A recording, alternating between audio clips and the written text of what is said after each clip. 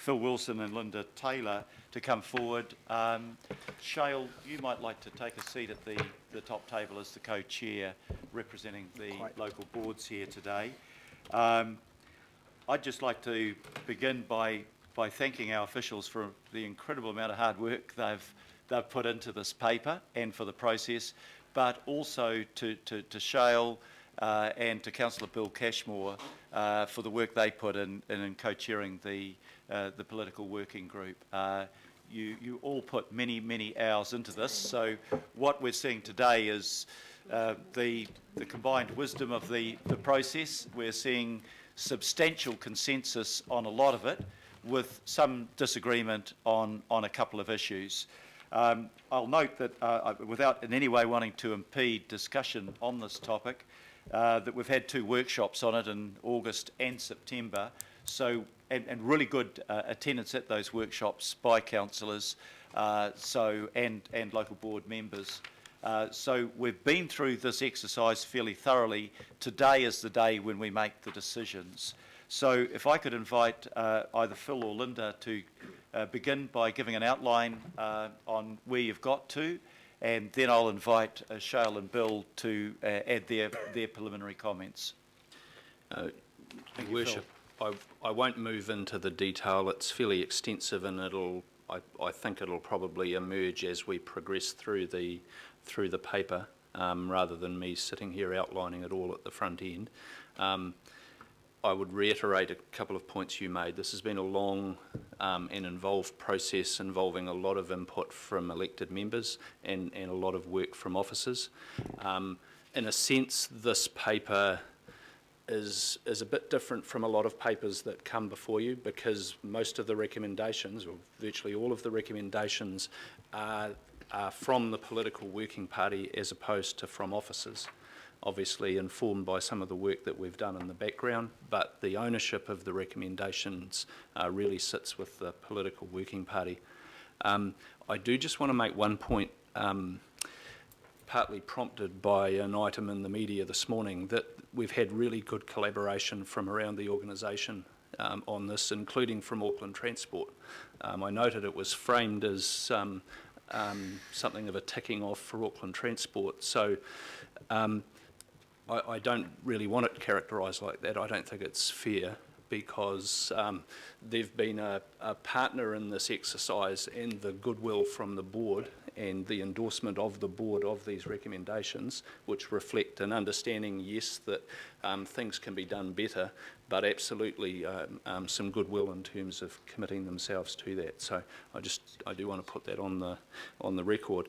I'll leave the detail for the progression through the paper. Thank you, Phil. Linda, anything that you'd like to add to that? Thank you, Your Worship. Just a really brief recap that we started in February on this work based on Gareth Stuyven's review, which contained 36 recommendations. So we were guided as officers and the working party in responding to those original recommendations, and worked through a very considered and methodical process in arriving at the recommendations that are before you today. The other thing that we kept in mind was very much the principles and the original policy intent of the reforms and the legislation that arose from them, and reflected on whether the way that Council had been operating over the past 7 years was giving full life to that policy intent. I think it's fair to say that we found some room for improvement, and that's what the political working party is recommending for your consideration today. Thank you very much, Linda. Shale, would you like to make some preliminary comments? Really to say that the outcome recommendations before you today are the working parties, with the 2 exceptions where there's an either or, the consensus outcome of the group, or the substantial majority of the group, including both arms of council, the governing body and the local board members. If you align those to the individual local board resolutions that are passed, they very much align. There have been some areas where there has been some rigorous debate, and where we've landed isn't necessarily where either governing body, but especially local boards, started from. But we've worked our way through the issues that have presented themselves with nearly 7 years of experience of Auckland Council to arrive at these recommendations, which are more than just nice words. A lot of them are process improvements, which will drive some cultural changes and leadership from the top, implementation in terms of delivering greater local decision making to local boards, which isn't the only objective of the framework, but to be fair, has driven a lot of the discussion in terms of improving, because it was recognised in the review that getting the local right and making decisions at the right level was critical to the success of Auckland Council moving forward, having recognised that the first 6 years had seen significant improvements to the regional and coordinated decision making at the macro level, which was one of the driving purposes of the amalgamation for Auckland Council. It's now time to make sure that local communities feel connected to decision making at the local level, and all of these recommendations are aimed at that.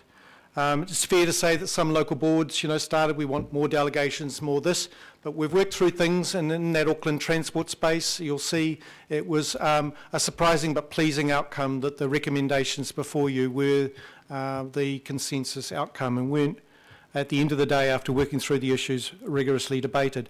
I just wish to say the local rates issue, that has been a complicated and a space that most local boards are not at, but I actually wish to commend Phelan's comments in terms of the outcome. You don't actually have to personally believe philosophically or even that that's the right direction for local rates, but there is a desire to see that issue pursued through to its end, to see whether it can work for certain communities. So I would commend on behalf of the working party that recommendation continue to be endorsed. If it stops here, it'll stop forever, and we will continue to have the discussion of how local boards are accountable for their income, whilst always challenging governing body members to find more income to provide additional services and assets at the local level. It's not for everyone, and if it isn't, as a ward councillor, your cup of tea, that doesn't mean that it isn't wished to be pursued in certain parts of Auckland. And if it does work, so be it. If at the end of the outcome of the work it doesn't, then that can be taken into account and recognised. At the end of the day, local rates may not be able to be serviced at the local level for those outlier communities. It may proven to be too expensive if it's done on an equitable and fair basis, but without the work we will never know that. And the Waiheke pilot's been discussed about that. That had unanimous local board support to see that progress, and it's not just necessarily because it will work everywhere else. It's clearly identified an area of Auckland where it might be able to work, even if it's just a pilot that works in Waiheke or other outlying areas. So just wish to commend all the recommendations. There are two that are not agreed, and there's a division between the governing body, representatives on the working party, and local board, and they are the division, although in terms of the land swap on Reserved Act land, that wasn't universal view of local boards even. So that one is for intellectual rigour and debate around this table as to what the right outcome is. The other one I just wish to highlight, without overemphasising it, is the naming convention. This issue has become one of those symbolic things for local boards. There are 18 local boards on behalf of their total membership that have requested a recognition of a new naming convention at the local board level.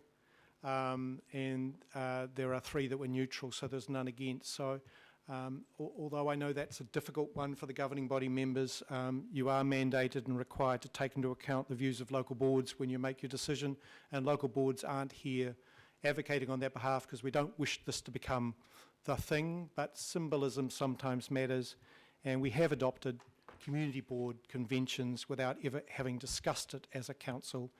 And so I would commend you to turn your mind to that issue, take into account local board wishes, and then vote wisely. Thank you. Thank you very much, Charles. That was very clear exposition. Deputy Mayor Bill Cashmore. Thank you, Mr. Mayor. So every now and again, it's appropriate and indeed wise to have a good self-examination.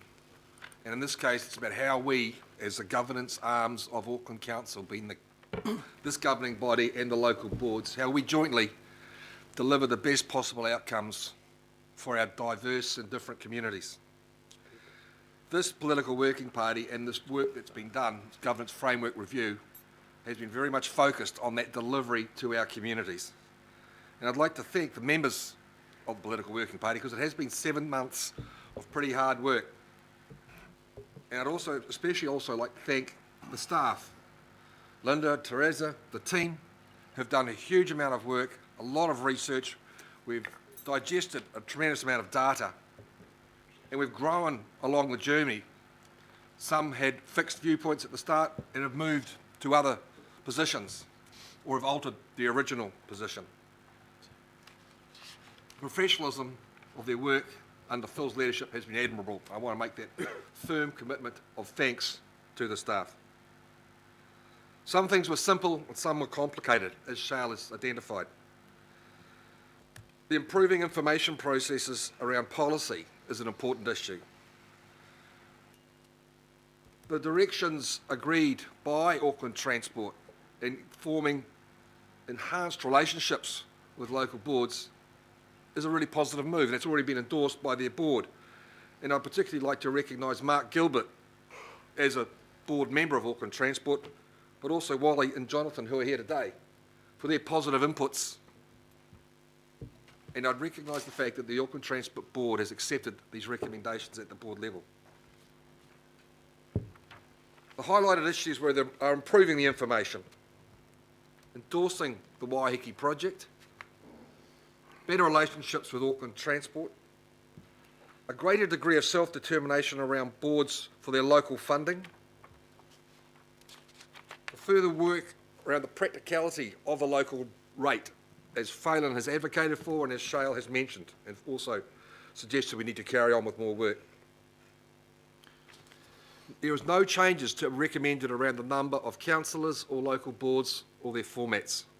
We had a huge amount of data on this topic and we digested a lot of it comprehensively, but came to the decision at 7 years young is not the time to recommend wholesale changes in that area.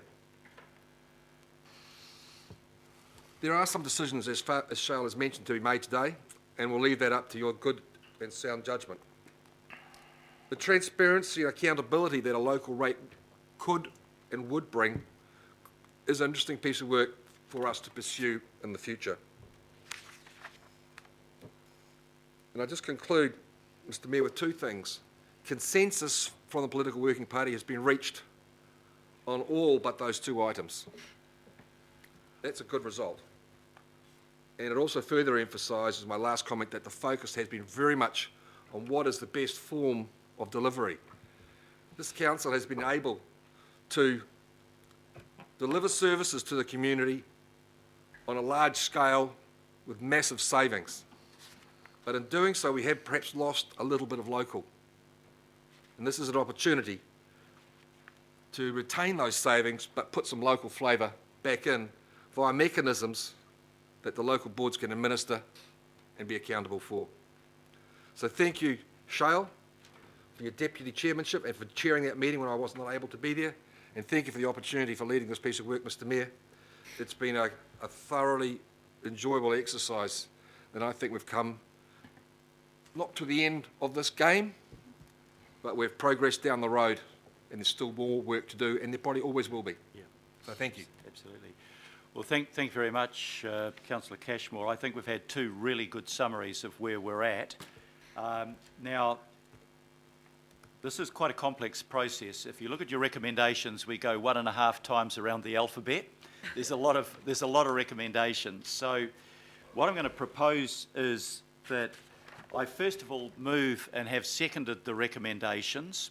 As has been pointed out, there was a consensus or a substantial majority around every recommendation but two, which gives us the option of an either or. And for the sake of just putting it on the table, I'm going to recommend the either in both I which relates to the delegation of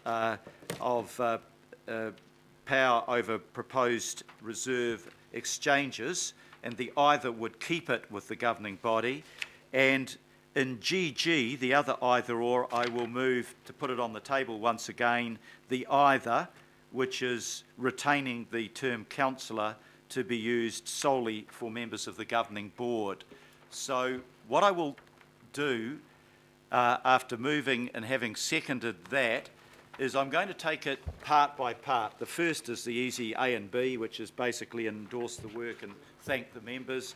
And then there are three parts: policy and funding and finance, and the third is governance, I think, if I remember rightly. It's escaped me.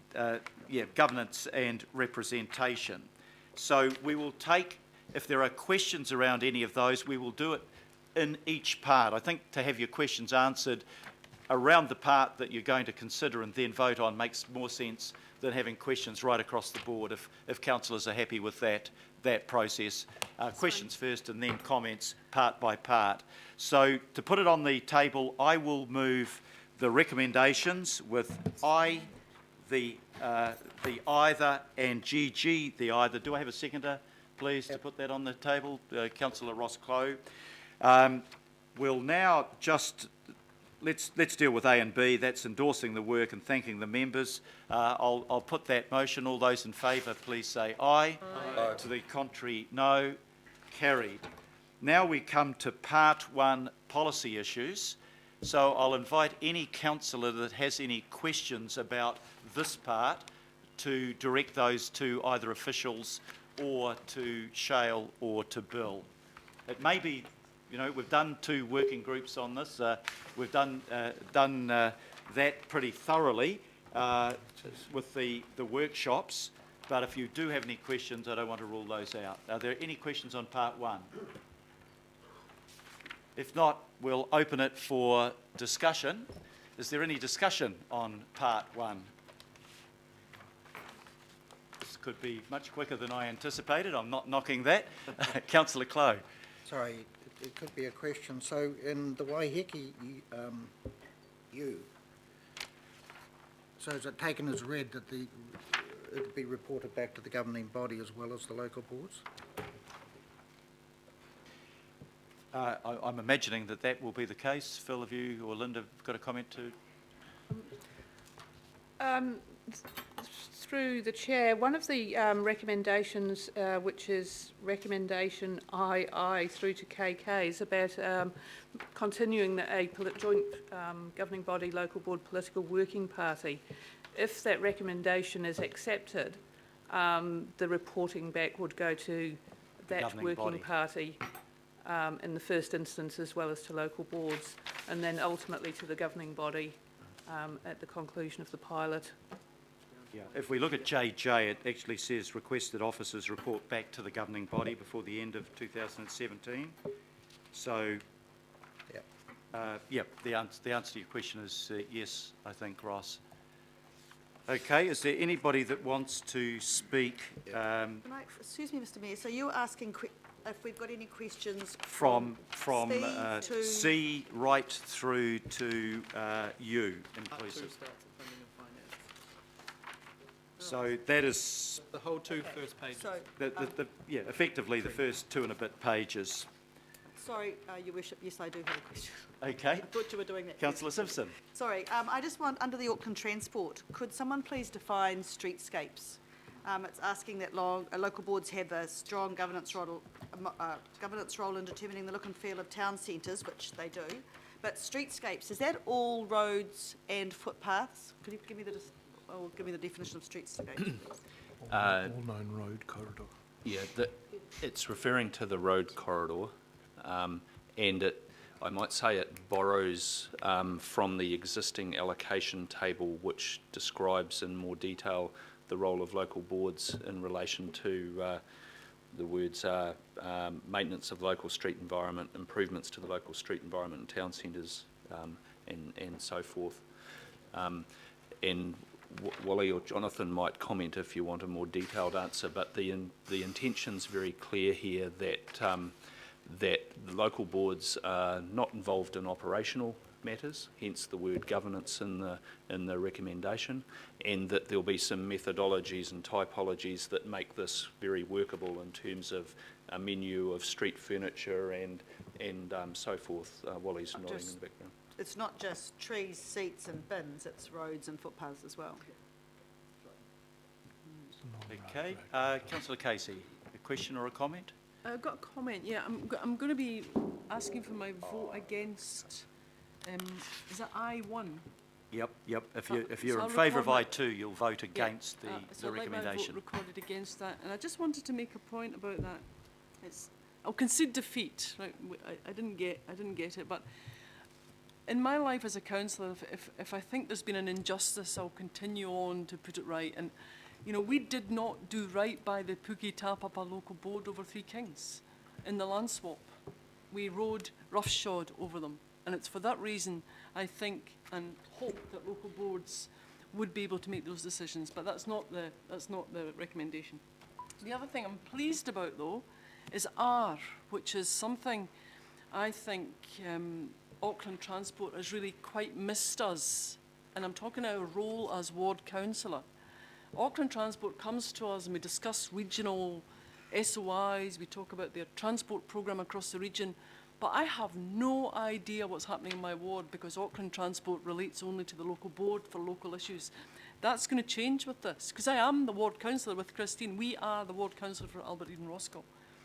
And so I think this has got to be a major change, so it should be a regular reporting of Auckland Transport to all ward councillors about what's happening in their patch. So pleased to see that there. And I think, as Bill and Sheila have said, it was a really, you know, free and frank process. I think these are a fine body of recommendations, apart from those two.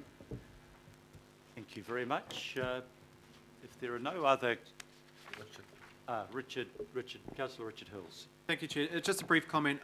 I think that's great that we agree on these and strengthen the local role in all these decisions. I do want to just clarify from my perspective as a previous local board member that I found Auckland Transport was actually very relatable and got on with the job, and we did work with them very closely as a local board member and got a lot of things done, and they changed a lot of things and worked with us. But through this process I found out that was not the same for every local board, so I'm glad that it is in here as a best practice basically.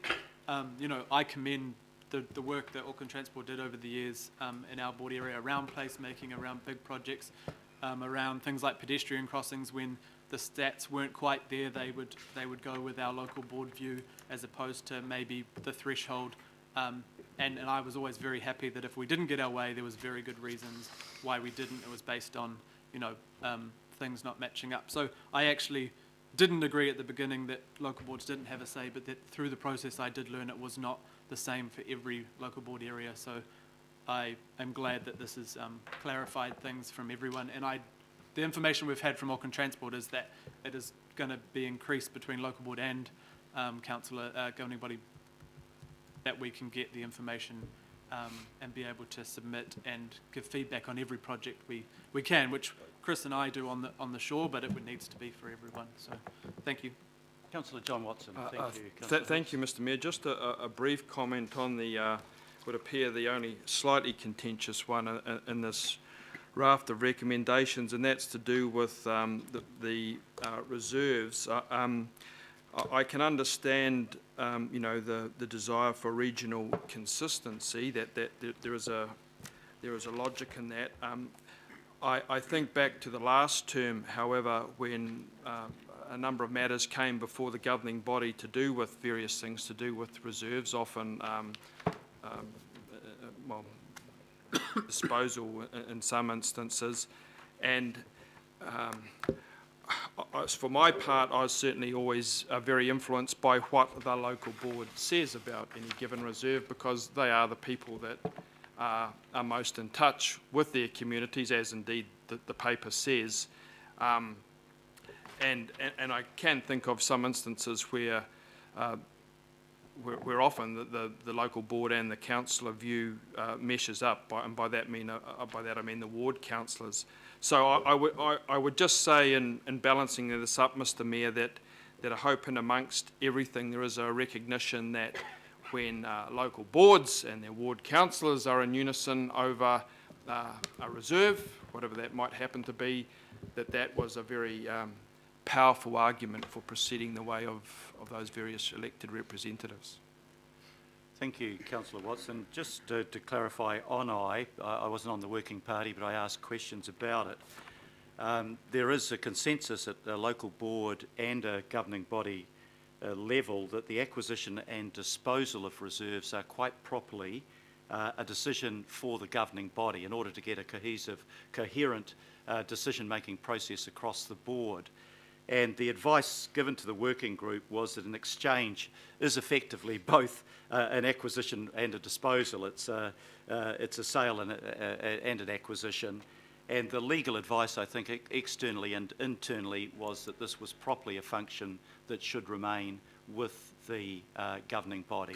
That's true. If there's no other discussion on that, my intention is to put the recommendations C right through to U as one, unless there's a request to take I separately. If you're against I, I'm very happy, as Councillor Casey has pointed out, to record your decision against it. But if there's no objection, I'll simply take it as a whole, yep. And then you can record opposition if that's your desire. If that's okay with councillors, I will put recommendations C through to U. All those in favour, please say aye. Aye. To the contrary, no. Carried. Is there any vote that, other than Councillor Casey's, that would like to be recorded against the decision in aye? Just Councillor Casey? Thank you very much. That was very straightforward, and that's a reflection of, I think, all the work that's already gone into this process. Right, we now come to part 2, funding and finance. So we're looking at recommendations V through to CC. So are there any questions, first of all, of officials on any of the recommendations in that block? If not, are there any comments from councillors? Councillor Casey. Well, just to say, I was the one who started from complete opposition to local taxes, and through the consensus building process of the Governance Framework Review Political Working Party, I have decided that we should continue to look into it. Okay. However, on the subject of naming, which is... Sorry, that's part 3, Kathy. Okay. We won't let you get ahead of yourself there. That's a big one. Okay, Councillor Simpson. Thank you, Mr Mayor. I just want clarification that the 850,000 in X4, is that found within current budget? Can that be found within current budget? Through your worship, I don't believe so. I think this is a matter that the Finance and Performance Committee needs to turn its mind to. So just sort of procedurally, so what we're doing here is approving funding for something that we haven't found. It's just a soon? On the basis it's referred to the Finance and Performance Committee. Yeah. Right. So The approval for X4 will occur in the Committee of the Whole, Finance and Performance. If that clarifies it for the councillor. Councillor Hills. Oh, okay. I want to speak, but if there's questions. No, we're now on comment. Okay, right. Thank you. During the framework review, I think we had some really good discussions on all of this, all of these things. I was, like Councillor Casey, very opposed to the discussions on local rates, and that was mainly because the information that it would have a negative effect on some of our more vulnerable communities, potentially, and also the fact, I do have concerns that we look at it as a tool to fix some of the issues of Northern Rodney, when this targeted rate option, even though we're investigating it, would only be on operational funding. It wouldn't be on capital, and it wouldn't be on Auckland transport funding, which is where some of the issues have come from.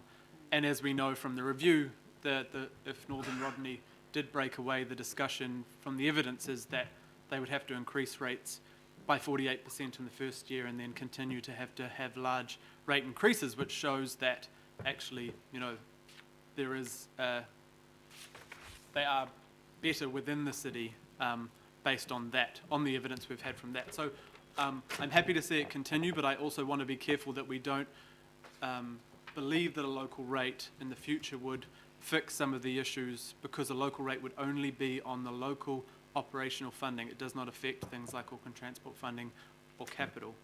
But I'm happy to see it go forward. I do just worry in the future that we make sure we look at, when we're continuing to look at it, is how it would affect, say, a ward like mine, where you have potentially two different communities, one holding rates low, one putting rates up, and then over time you have these people in walking distance from the other local board in my ward who can use facilities that are funded high and others that are kept low or sweated those assets, and then we end up with 21 different councils funding things differently again. Not saying that would happen, but I just think there are a lot of issues that can come up, and I hope that is considered when we continue looking at that. So I'm glad that we didn't jump into what my perspective would be, the DPN now, but I'm glad that it's continuing because many boards would like us to continue looking at that.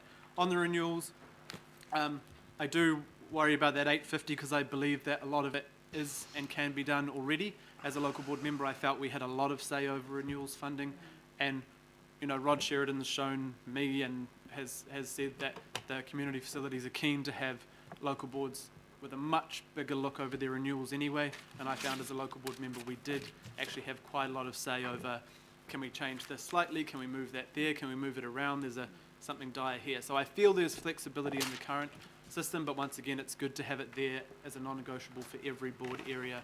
But I do want to make sure that we keep renewing things based on need, because definitely in my community there was a lot of things that got renewed as part of the super city that didn't used to get renewed because actually things were done based on need instead of done by politics. But I'm glad that it's in there. So I think there's some really good outcomes in here for the whole city, but I just want to be careful with what happens forward, that people aren't disproportionately hurt by any change. But I think it's good so far. Thank you.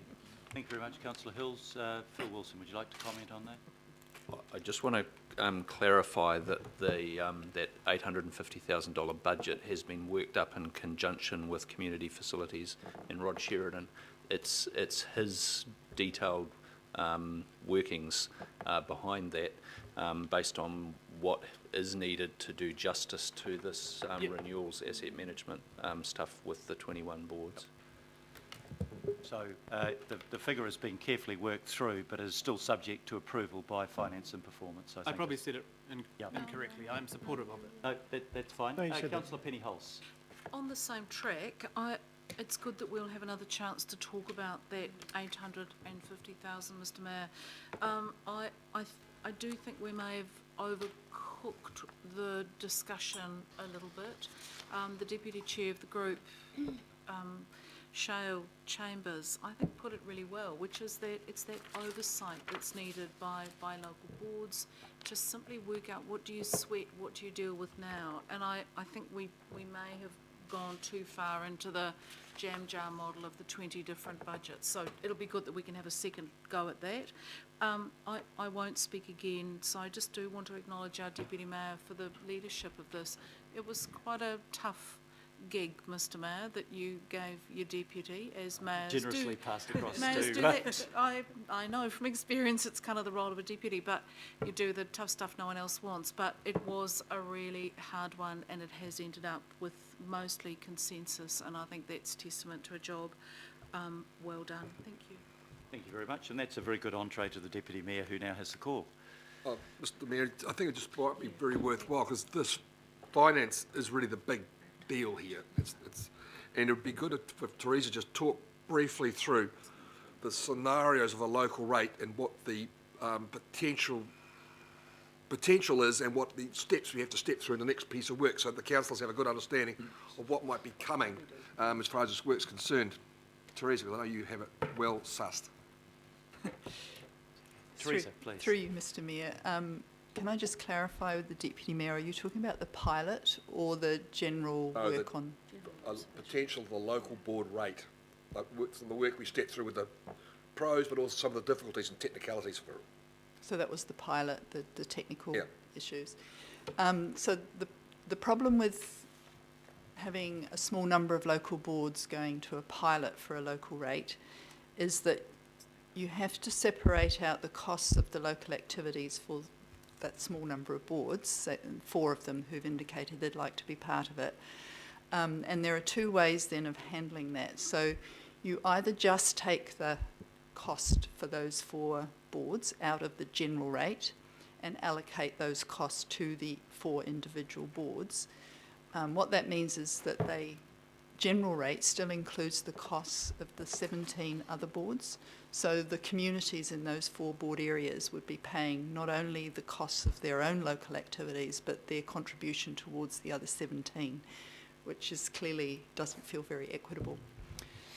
The alternative option is to take all local activity costs out of general rates and allocate based on actual cost to the 4 local boards, and then the other 17 would have their costs appear on their rates bill, but not based on actual, but based on a sort of an averaged, same basis as the general rate effectively, so that the implication in total rates would be very small in each of those other areas. In fact, because of the 4 who've decided they want to leave or be piloted, it would actually be a positive financial impact on the rest of the city, but they would suddenly see on their rates bill general rates and local rates, and then we'd have to explain to them that those local rates actually bear no resemblance to the costs of their local activities. So it would be very confusing for the community. We would have to consult on it, which is why the officer recommendation originally was that this would not necessarily be a great thing to do as a pilot.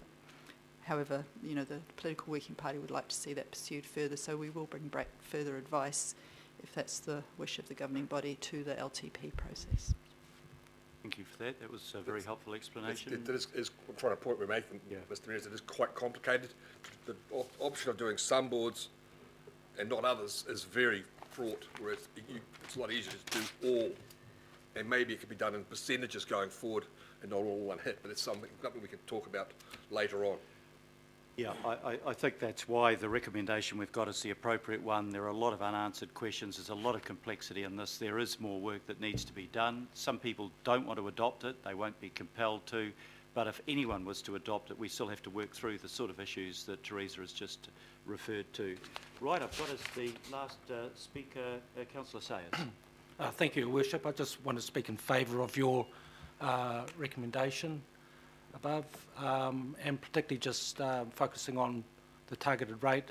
I wasn't part of that working party, but just listening to the presentation from the officers and the local board members, it's certainly given me confidence to vote in favour of this. Obviously, there's some, as we've just had explained, some challenges to work through and to weigh up, and look forward to the outcomes of that work. But I'm particularly voting in favour of it because of the comments that we've heard about the potential of greater transparency and perhaps more so around the willingness of local boards to, for want of a better word, step up and take on greater responsibility, and with that, their accountability with their ratepayers. And I'm sure that that would result in even greater engagement and opportunities for engagement with their local communities, and that can only be good for Aucklanders. Thank you. Very much, Councillor. Well, I'll put the resolutions V through to CC. Have I got a seconder for that? Yes. We did that right at the beginning. Yeah. Falling behind myself. All those in favour, please say aye. Aye. To the contrary, no. I declare that carried. We come now to part 3. There are 4 issues here, 3 of which are entirely non-controversial, one of which is not critically important, but nevertheless there are clearly divided opinion on it. I acknowledge Cheryl Chambers' comments that this thing shouldn't be blown out of proportion. It is something that's symbolic, but it obviously has produced quite different opinions on it. So it's not the most important, but it might be the most debated. So I'll now ask, first of all, if there's any questions for part 3. Councillor Sayers. I just wonder, for due process, good process, that I'm quite happy to put an amendment forward of that second option there. And if there's you just vote against the one that is there, and if that's defeated, the or becomes the motion. Okay, all right. Okay. Thank you. Can I ask a You'd like to question around speak that? to it? Yeah, that'd be great. Thank you very much, Your Worship. And that's, I think, around the governing body, there could be a concern around possible confusion between the word, using both the term councillor and local councillor, and perhaps the local being dropped fairly easily, and it will being referred to as councillors and or local councillors. I just wondered if the officers could comment or give comment around the thinking around or the potential risks around that from your point of view. Bill Wilson. He shows a certain reluctance to become involved in this discussion. Yeah. Look, all I think it's appropriate for me to say is the working party turned their mind to that. They discussed at some length the question of how we achieve clarity of role and how that is communicated outward. I think that's a legitimate concern, for sure. But there are also, there were contrary views that the term councillor used for local board members also reflected a level of decision making, a level of responsibility beyond, say, community boards. So, but beyond that, this is an entirely proper matter for you to debate politically. Could I ask a clarification question, Your Worship, on that? You certainly can. Thank you. So, thank you for that, Phil. Just for clarification for myself and perhaps some other councillors, were the local board members on that working party in favour of changing their title? In general, and more importantly, I believe 18 out of the 21 boards resolved that way formally through business meetings when the recommendations were put to them. Thank you. Councillor Clow.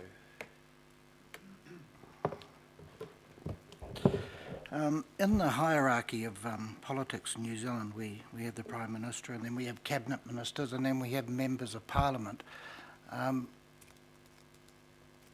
What is the background to calling people Members of Parliament? And I should say, sorry, and then below Members of Parliament, you get to be a local body politician.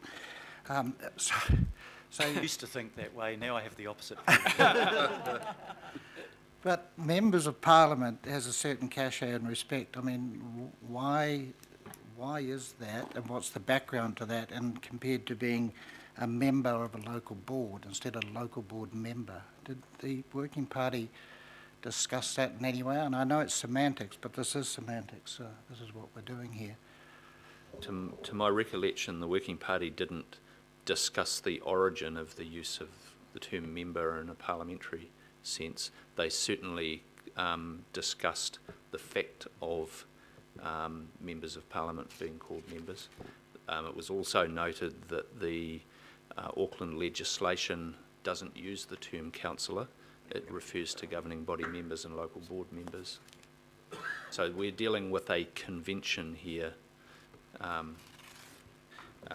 to be determined by this body. Great.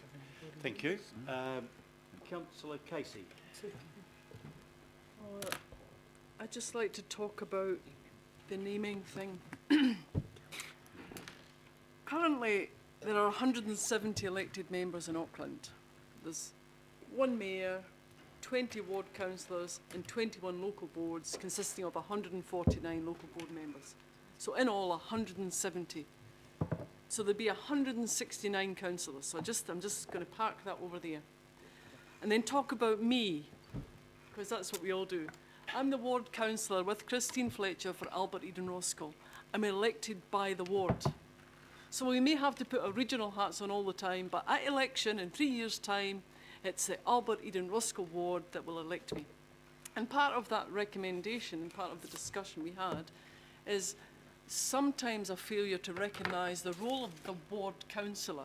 We are attached to wards, we are not regional councillors. So back to this notion of having 169 councillors. And you mentioned confusion, Greg. I haven't heard a single argument, and I have been listening. I've changed my views on a few things, but not this time. What we're saying is 7 years on, well, it'll be more than that, it'll be 9 years on from amalgamation, we'll be asking the people of Auckland to look at electing 169 councillors. Whatever name is before them, they're not going to see. And the names that could be before them, and I heard a councillor just the other day talking about the difference between governing body councillors and local councillors.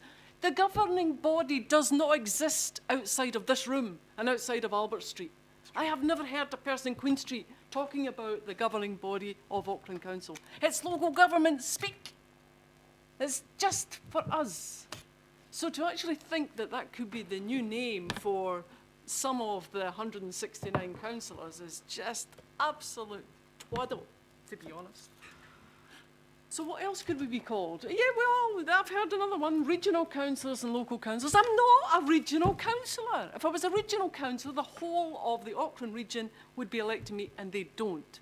Albert Eden Ruskell elects me. So I'm the ward councillor, and I'm actually really proud to be that. I represent the people of Albert Eden Ruskell at this table, as does Christine. Proud to be the ward councillor. That's how I introduce myself. And that's how people talk to me as the councillor. That does not in any way diminish the manner, standing and respect of the 2 local boards that are in my ward, who have forged their own identity. So I think this is about respect and manner and responsibilities, which I think these recommendations we're passing today should help. Because I think the naming just creates confusion and doesn't alter anything. So I don't think there's anything else I want to say. Tell me what else, tell me an argument that that degree of confusion is worth. Tell me what it's worth to put 169 councillors into the pot for the next election and expect the public of Auckland to work it out. I talk to a lot of groups and I often ask them what they know about local government. Usually they can tell me the mayor's name. I ask them if they know a couple of councillors. Usually they can say a couple of councillors' names. Then it gets quite murky. And that's because it's only 7 years old. People don't know what ward they live in. They probably cannot name their local boards, but that's our job. That's the job of Auckland councils, to make each of the levels relevant, to make local boards relevant in their local communities. And it's not about the naming. So I'm really sorry. I have not been convinced by any argument.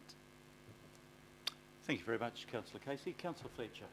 Well, very appropriate that I come after Councillor Casey on this. Together we're the 2-headed monsters, I suspect. You could well say that. We couldn't possibly comment. You couldn't possibly comment. Just before, because I don't plan to speak a lot in this debate, and I too want to pass on my congratulations to the members of the local board, to my fellow councillors, and the officers who have served us so well, and to the chair, Bill Cashmore. It has been a really interesting process as we've worked our way through these things, and I think on most things, as has been said, that we have arrived at a consensus. But on some things, though, I feel, and I know that this will not come as a shock because I've raised it on several occasions, as we come up to this LTP and where the pressure is going to build because of the limitations that we have on funding, more and more and more, we are going to see the need, in my opinion, for moving towards a much more regional focus. And the difficulty that you have with the elections from wards is that it's not as collegial as it would be if we were sitting around the table here as regional councillors. So I've got a lot of sympathy with the view that Kathy's just put forward in terms of the manner and status that would be conferred, that everyone, elected members, were called councillors.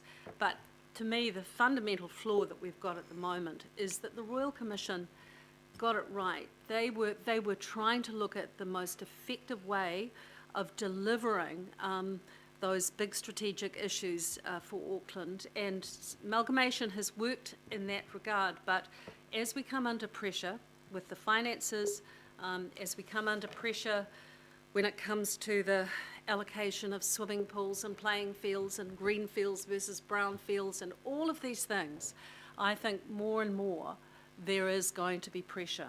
And I think we need to anticipate it, and at some point, and I'm sure it was very well expressed in the report that has generated this report back, we are going to have to revisit this one. So, and I think too, the numbers of local boards, I know that we've kicked for touch with that and said, well, you know, that's got to be something that can be dealt with as we move forward. And I think it's a good idea to have an ongoing working party give us, with the insight we now have, give us their continuing feedback on this. But I do not agree. I think we're not being as courageous as we should be.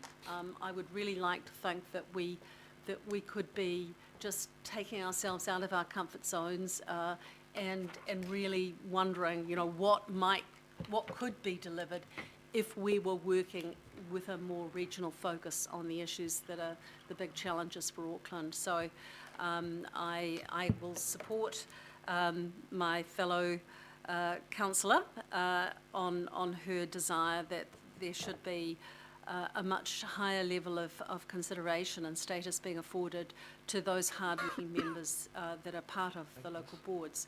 But what is wrong is, to my mind, Rodney Hyde got it completely wrong on going with ward-based exclusive representation. The mix that the Royal Commission had of half of the councillors being elected from across the region and half from wards, I think it had a lot of merit. That was a very good report by that Royal Commission, and I think we ignore it at our peril. It might be okay for now, but by goodness, as we go forward and as the budgets become tighter and tighter, I think there will be a screaming need for getting a greater level of regional collegiality in terms of determining the priorities for this council. So again, just thanks to everyone who's been involved in this. I really didn't think that we would be able to find consensus on many of the issues that we have worked through, but on this one I think we've got it wrong. Very much. I've got Councillor Watson, followed by Vice Chair of the Waitemata Board, Shale Chambers. Okay, thank you, Mr. Mayor, and I think your introductory comments on the naming conventions are proving to be remarkably correct. And I think Shale did make a good point when he said this is quite important symbolically to obviously the local boards and their membership. It's certainly something that I've heard from people over the years. I think the shame in some ways is that we're discussing it now 7 years on, where insofar as titles have been recognised, and they haven't been recognised all that well, if we at election time tells you that, but we do now have a kind of a basic understanding of a councillor and a local board. To me, local board is a poor choice of name, so I think they've erred on the side of the community board as opposed to the council. When the local boards were formed, they're actually the size of the legacy councils on a per capita basis. So they have a far higher significance than the community boards, yet the naming convention has kind of erred to that side, and I think that's what's behind a degree of the discontent. It was Juliet and Shakespeare who said, "What's in a name?" And for Juliet, it wasn't much, but for people today, there is a lot in a name, and I think I recognise anyway the term or the name local board member doesn't cut it. I've had a look at a thesaurus. I can't find a suitable replacement. There doesn't, unless we upgrade everyone ward councillors, maybe to mayor to the field President marshal, for something. But that's not going to work. There will be confusion if everyone's a councillor or a derivative thereof. So I guess when it's all said and done, I agree with the fact that the term councillor should remain as it is, but I think the door should be open for something more appropriate than local board member. And I don't know what was put on the table. It would appear to have been confined to this, but we surely can do better than that to come up with something that conveys the status of the local board, more to the board members' views, but which doesn't cause unnecessary confusion. So I don't know how realistic that is, but I wouldn't have thought that was a big matter if someone can come up with a suitable descriptor other than local board member. Thank you, Councillor. Cheryl Chambers. Thank you very much, Your Worship. I just feel obliged, and I'm not speaking here as Deputy Chair of Waitemata Local Board, but as the Deputy Chair of the Political Working Party, where there was a local board consensus on this issue. I just wished it noted that no local board member has come before this governing body to advocate for this. Again, it shouldn't be overplayed, but I just wish to say this is actually the first time as a governing body in 7 years you've actually discussed and potentially resolved on naming conventions of the new model called Auckland Council. It's actually never been discussed. What really occurred 7 years ago is we just adopted the previous conventions of territorial authorities and took them forward so that members, you are members of the governing body. I know no one uses it, but local board members have ended up being local board members, which again is equally, if they weren't called that, would be the in-house terminology of what a local board is.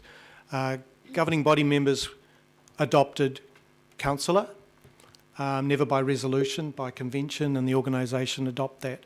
Local board members are lumbered with local board members. And an equivalent naming convention has never been discussed. So this was a first attempt by local board members to come up with a naming convention that isn't the technical name in the legislation.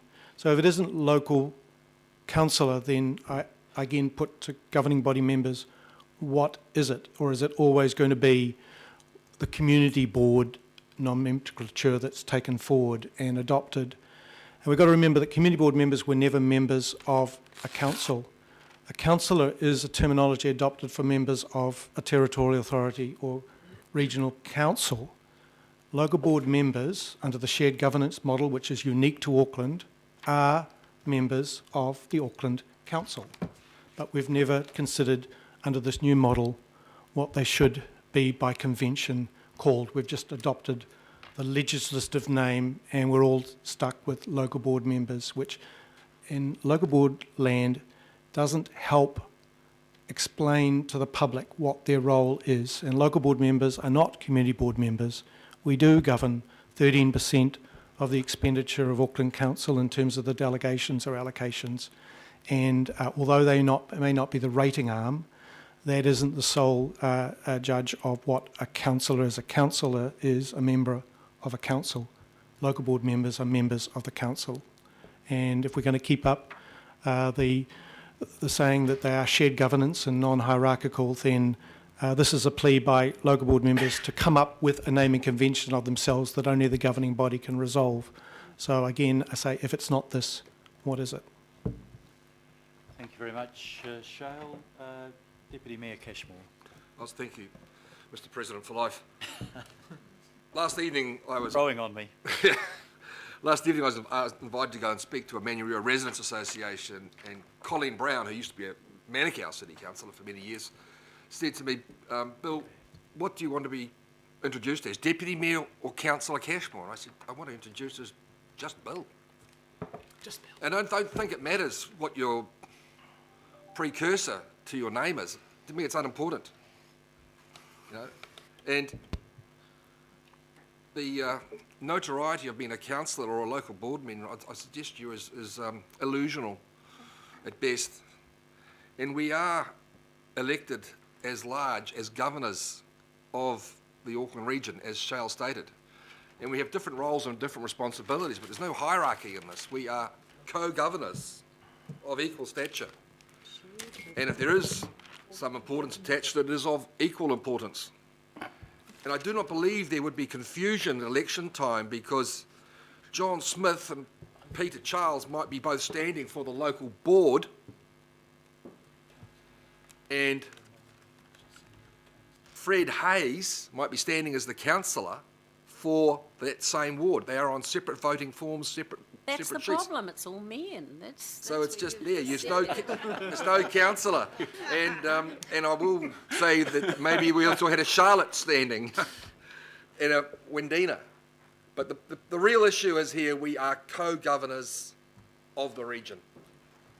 I think the confusion issue is diversional and unimportant, and really, it'd be better if we were all just called Chris and Penny and Richard. But this is some the plumes come from a bygone era, and it's there. But Mr. Mayor, will be voting against the GG1, and I'll be supporting GG2. But just please note my name down as that, because I think I know the reality. We'll just call you William. But not Wild Bill. Yeah, thank you. Councillor Sayers. Thank you, Your Worship. Thank you for taking my call. I'm just speaking against item GG there, Your Worship. I'm hoping you might move. I want to support you on E and F with my vote, but I won't be voting in favour of GG1 as you put forward.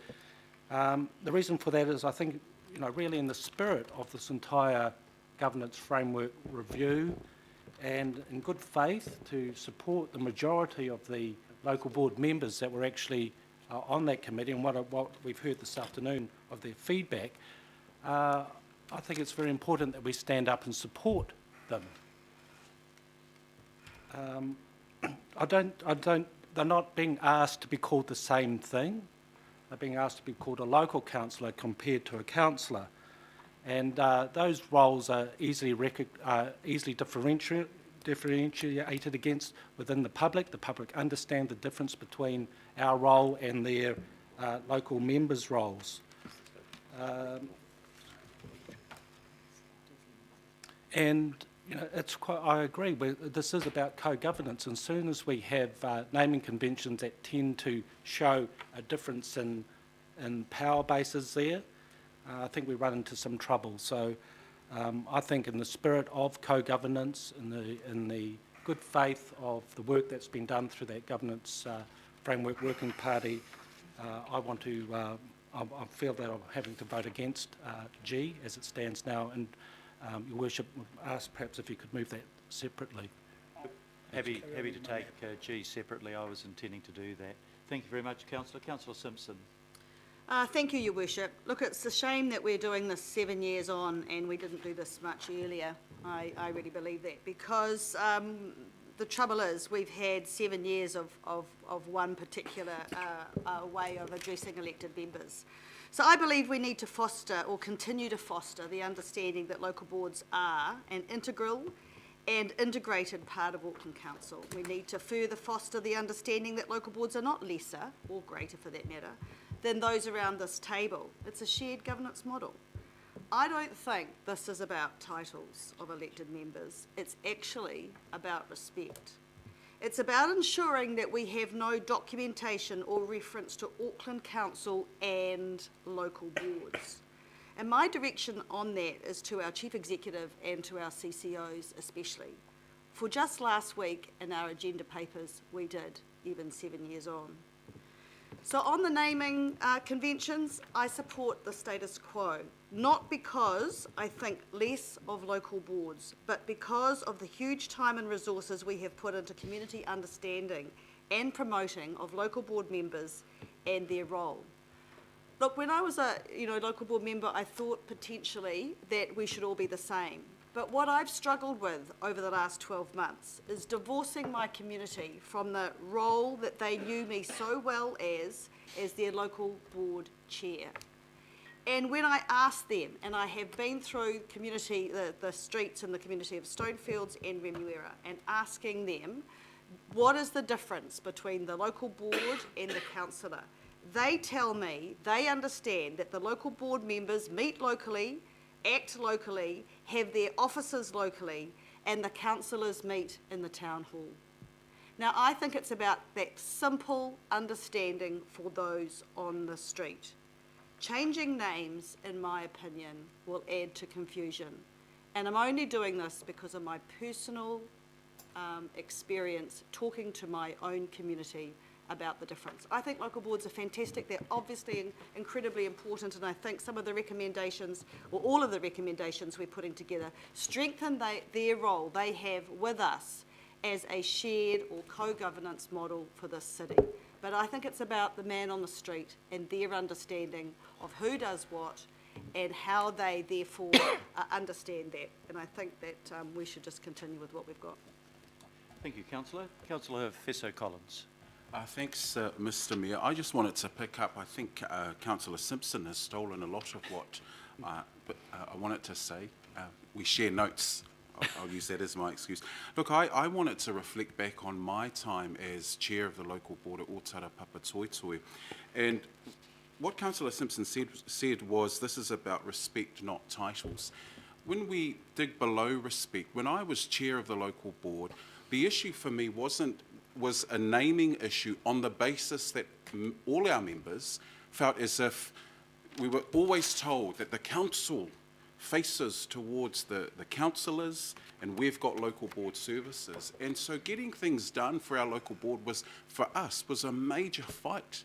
We would wait for things. We felt like it was slow. It felt really tough to get any purchase on the ball, if I could use a cricket analogy. And we struggled.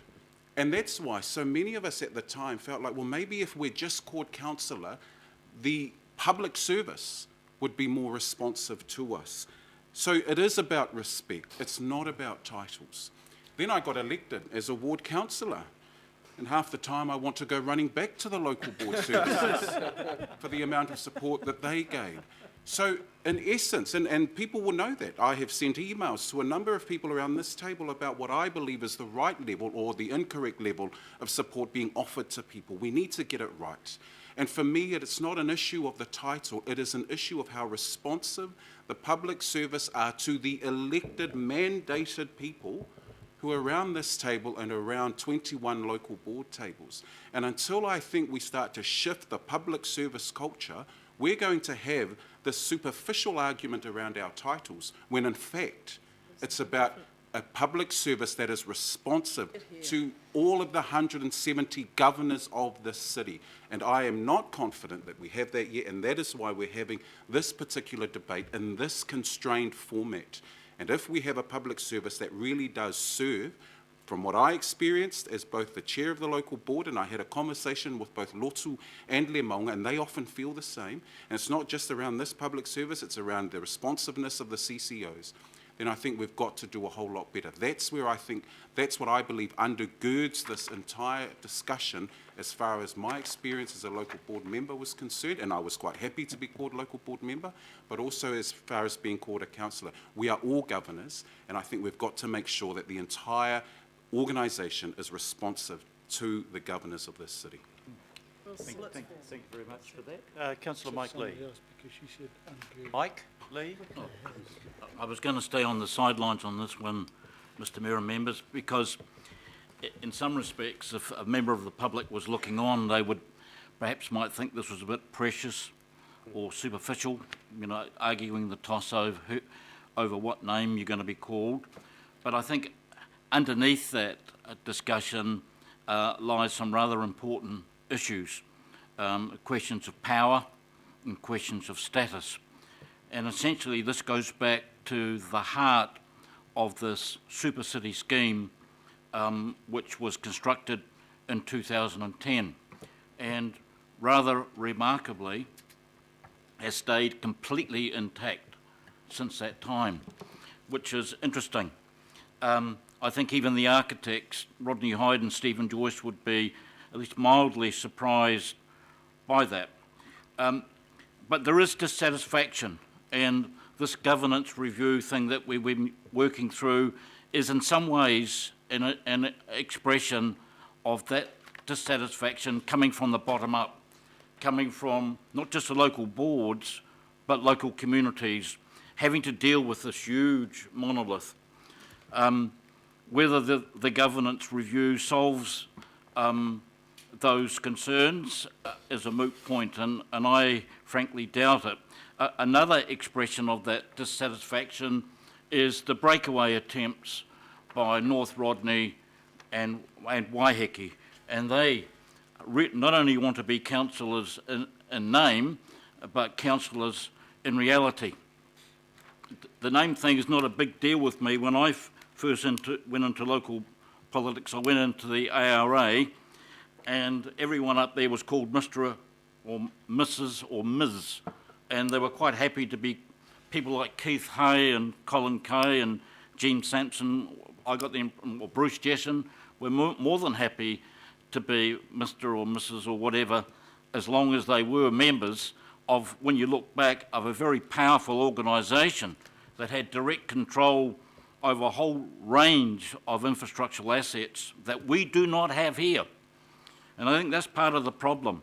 The pressure is coming from the community up through the local boards, and we, at the governing body, are meant to be a regional council, and we are legally a regional council. We are a unitary authority which embodies the responsibilities of a regional council.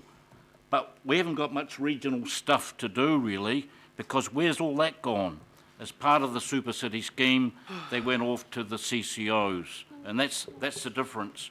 Ideally, in a healthy situation, this governing body, this regional aspect of the Super City should be in direct control of those regional assets and responsibilities like transport or water or whatever. But those responsibilities are governed by private directors. So we need to realise that's the difference. So I would make the point then that I'm sympathetic to local board members being called councillors, because there is a real anomaly in the Super City scheme, and Shale and Councillor Casey have both referred to it, and that is the governing body as opposed to the council. Now, all the local board members are elected members of the Auckland Council, but they are not all equal, and co-governance is not really a reality. There is a hierarchy, and that's why it is called the governing body. And so therefore changing names is in some ways a superficial response to a problem, a fundamental problem in the Super City, in the Auckland Council, and it relates to democratic control and relevance and accountability to the local community from the local boards up. And therefore, until we have a governance review that actually tackles the fundamental shortcomings within the Super City, I think changing names at this stage is just superficial. I've got no problem with everyone, lots of people being called councillors. For 100 years, this was the situation in Auckland. Waiheke had 12 county councillors. Great Barrier, I think about maybe 10. Mount Eden had the same, Mount Albert. They were everywhere. That's fine. That's the way. Go to Melbourne. That's the way the world works. We shouldn't be worried about promiscuity in the name councillor. But what we do need, I think, following on from this governance framework review, is a more fundamental look, a more fundamental review of the Auckland Council, of the Super City. Now we're 7 years on, and maybe we should be gearing up and energising ourselves up for something that will happen 10 years after 2010. But I'll leave it at that. Thank you. Thank you, Councillor. Councillor Clow. Sorry, am I allowed another question? Yes, I was giving you this as call as a okay, comment because you'd only had a question, but if you want to ask another question, that's fine. Did the Working Party turn the telescope around and look at other options for the governing body members to be named something else. Now, clearly there is an old-fashioned word which is grammatically correct but politically incorrect today, which is alderman. Are there any other alternatives like that were looked at around the world? A bit tough if you're a young That's why I said it's... It'll be prime Like me, is that what you were referring to me? Sorry, that's a serious question, so if I could just ask Phil Wilson to address that, please. I'm not advocating for it, but I'm Or saying Lana were Taylor. other alternatives looked at for the governing body members? Through the chair, yes. Warwick McNaughton, who led this work stream, who is not with us today, did take a very wide-ranging look at different titles that were used around the world, including the term alderman. In the end, the options that were considered were generally around variations on member or councillor. Yep. Okay, thank you. Thank you very much. And finally, Councillor Hills. Yeah, thank you. I was going to say, I think people watching this would be disappointed we're talking about this, and now I'm exacerbating the issue by talking on it. But I just want to say, as an ex-local board member, and I was only involved in local government from 2010, so I have no remembrance of the past councils, and I actually felt like most of the time we got a lot of stuff done and worked positively with the governing body, the councillors, we worked positively with the mayor, we worked positively with the CCOs, and we got a lot of stuff done. But we also, all our agendas did not have Auckland Council. They had Kaipātiki Local Board. We walked through the office and it said Kaipātiki Local Boardrooms. We had our business cards, Kaipātiki Local Board Member. People vote for local board members, councillors and a mayor.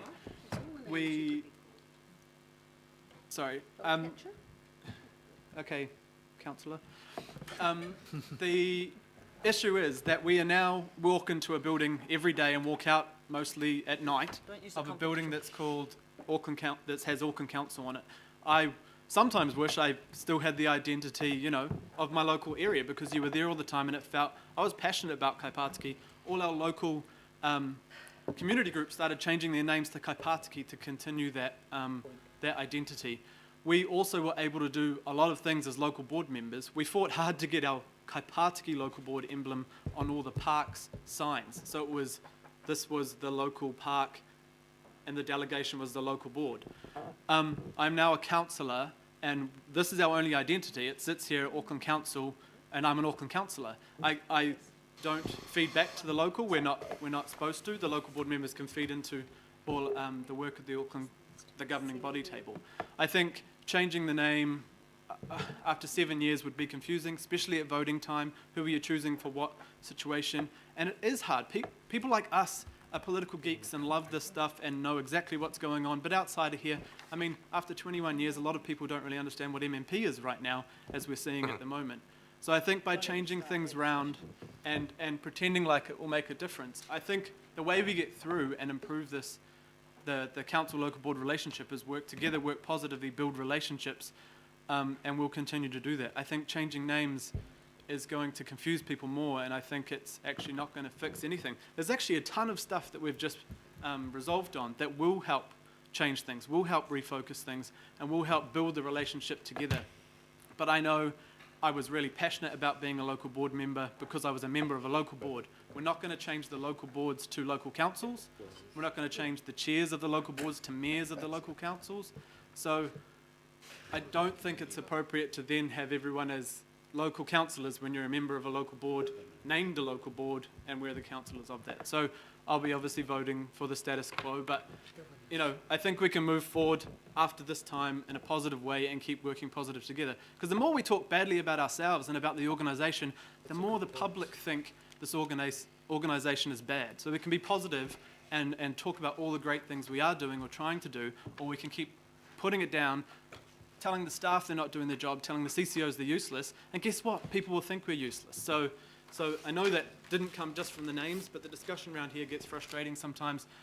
We can talk about a city, a great city, or we can talk about ourselves, which now I've done for 5 minutes, but I felt like I needed to have a say. Thank you. Now that Councillor's got that off his chest, Councillor Stewart, I think is the last speaker, other than a comment from just myself. Short and sweet. I'm just going to go with the status quo, and I think Councillor Hills hit it on the head. We haven't really costed how much it was going to cost. Every all the parks, all the buildings have all got local board, everything. So sticking with the status quo. Thank you, and I think the public would support that. New business cards is the cost. Thank you, Councillor. I just want to make a brief comment on the naming convention. Before I get there, I just want to refer councillors to section FF, advocating to central government to allow changes in the number of governing board members.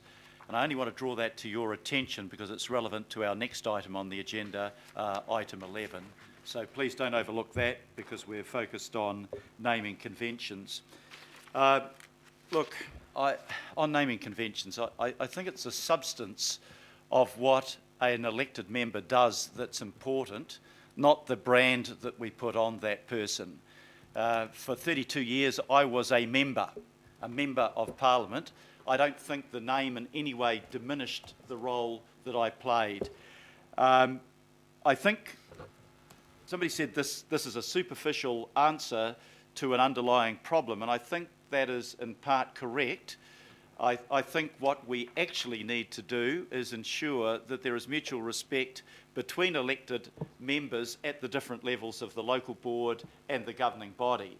And if we have that, that might substantially address the concern that leads to this question. The real reason why I'm opposed to the change is that I think that it will create confusion. I pick up Kathy Casey's point. Outside of this room and those that cover it and those who work for council, the term governing body is practically unknown. So being a governing body councillor doesn't actually mean a lot to people other than those that are within the inner circle. And I think that having the confusion between local board councillors and councillors that are on the governing body would not be helpful to what we are trying to do. I don't think there's much more to it than that. I think one of the other underlying problems that people have at a local board level and probably at a governing body level is the challenge of getting profile in a system where the media does not focus much on what individuals do at the elected local government level. But changing the name won't address that, and it won't address the question of the feeling that maybe we're not being respected for the role that we play. So my view is that we try to tackle the underlying causes of that concern rather than simply changing the branding to call everybody by the same title, which I believe will end up in a greater degree of confusion. I want to take, first of all, in voting on this, bring it to the vote, EEFF, HH, II, and KK first, and then come back to G if I may. DD, sorry, I missed the first part. So take all except G, and I'll put that. Sorry, Mr. Prime Councillor, I was hoping to register my vote on DD, EE separately. So I would ask you. You're asking for that to be taken separately? separately? Mr. Prime Councillor, if you could take that separately. And under GG, I would ask for a division. Okay, so at your request, I shall do that. We're looking at DD. All those in favour, please say aye. Aye. Aye. To the contrary, no. No. Carried. EE. All those in favour, please say aye. Aye. To the contrary, no. No. Carried. FF. All those in favour, please say aye. Aye. Aye. To the contrary, no. Carried. We might as well continue as we're going on. All those in favour of GG, which is effectively GG1. You want that by division, councillor? Okay, I'll ask officers to take the vote by division. Okay, councillors, you're voting on clause GG1. Mayor Goff. In favour. Councillor Casey. Yes. Deputy Mayor Cashmore. No. Councillor Clow. Yes. Councillor Collins. Full. Councillor Darby. Four. Councillor Filipaina. Aye. Councillor Fletcher. No. Councillor Hills. Yes, thank you. Councillor Holtz. Aye. Councillor Mike Lee. Abstain. Councillor Sayers. Against. Councillor Simpson. Or Councillor Stewart. yes. Councillor Sir John Walker. Councillor Watson. Yes. It's carried. 12. Okay, we'll declare that carried 12 votes to 3 with 1 abstention. I'll now take parts HH to KK collectively. All those in favour, please say aye. Aye. To the contrary, no. Carried. Thank you very much, councillors. That was quite a complex paper. It got through very smoothly, and we spent most time on something that perhaps was the least important, but that's the way life is. Can I now direct councillors